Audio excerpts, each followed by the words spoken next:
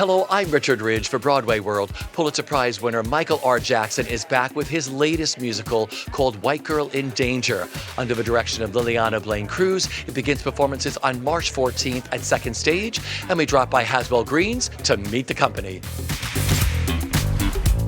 How excited are you? White Girl in Danger. I couldn't be more excited.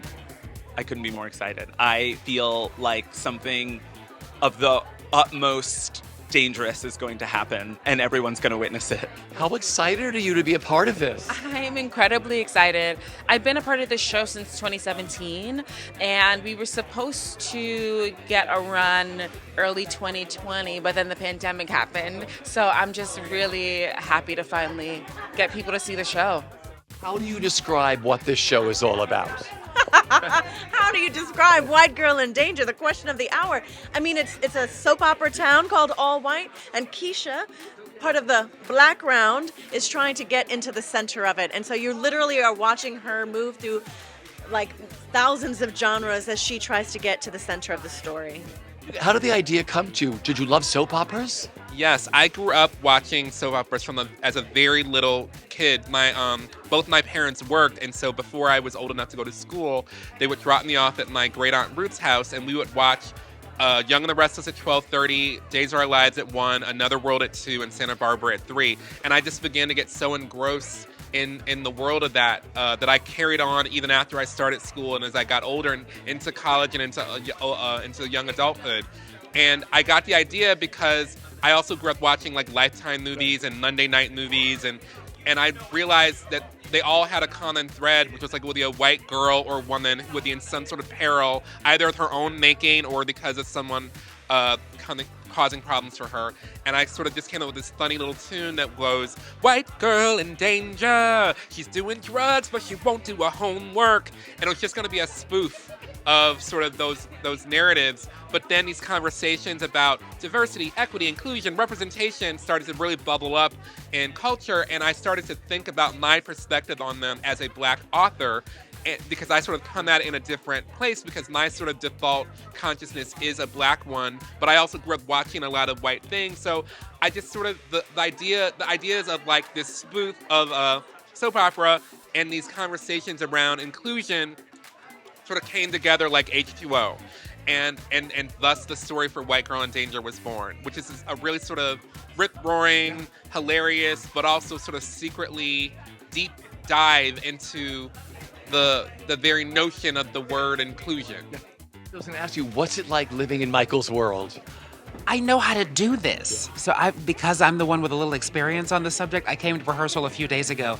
I wasn't in a certain scene, and I got there, and everyone's eyes were just crossed, and they were a little crazy, and I was like, oh, I know where you've been. Some people might think it's a bit of a fever dream of mind, but I love it. I love Michael's mind and those words, and they just kind of fit in my body and in my mouth really well. It's filthy. It is a filthy place to live in Michael R. Jackson's world. It's brilliant, and you can't dip below 100% ever when you're in this play, which has been sort of like making me feel all of my joints and my bones in ways that I haven't felt in a while. So it's been actually really nice. Yeah. It's so clear to me that Michael is so much smarter than all of us. Oh my God. And has somehow watched more television than any human being on Earth. It's really impressive, and I'm envious. Yeah. The way his mind works is not only brilliant, but it's very generous and it's expansive. So he's constantly getting ideas, sharpening, refining, clarifying, and having way too much fun. You know, I tell him often, like, Michael, I worry about what you think about when you're alone. You know, but it's inspiring because it's so beautifully well cast, and everyone is so lovely, genuinely beautiful humans, and also everyone's so talented. So it's inspiring just working inside his mind and seeing it, you know, vomited on the stage. I think the amazing thing about Michael is that he writes so specifically, but then as an artist and an actor, when you inhabit the character, is still so open to interpretation, and then he's open to what you interpret, and then he implements it. And so it really is an actor's dream. Like, every actor should work on a new musical and work on a Michael R. Jackson new musical. Yeah, it feels like a big collaboration piece. Like, he is such a genius, but he also allows us to just like really find ourselves in the work, which I feel like it's a big playground. And I feel like this is the first time I've gotten the opportunity to just like play and to like bring back the reasons of why we got into theater in the first place. You know, like, it's just a fun experiment. And I also love watching Michael watch his work. Like, he's on the side, like doing the lyrics, like, yes. And we're like, yes, I'm so happy you love it so much. Like, an artist in their love for their work is so admirable. Working with this group of actors, what it's like. Such a joy. It's a joy to come to work every day. It's really not work. I call it WERK work.